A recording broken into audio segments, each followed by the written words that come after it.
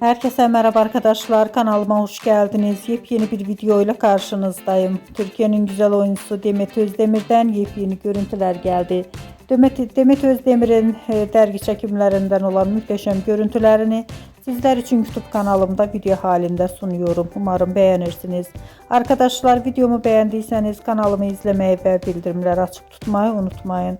Şimdilik benden bu kadar olsun. Yeni videomuzda görüşmek üzere. Hoşça kalın.